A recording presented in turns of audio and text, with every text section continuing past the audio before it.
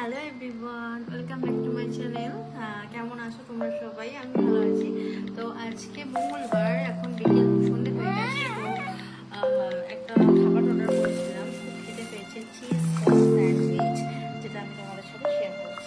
আর আগে মেয়ের জন্য গরম জল নিয়ে এসেছি, তো দুধটা গুলে নিয়ে চলে এসছে আমার পার্সেলটা।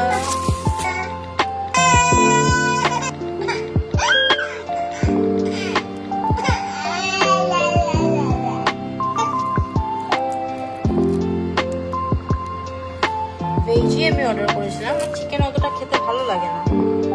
একটা বাইট নেব। কি করছো? হ্যালো করছো মা? হ্যালো।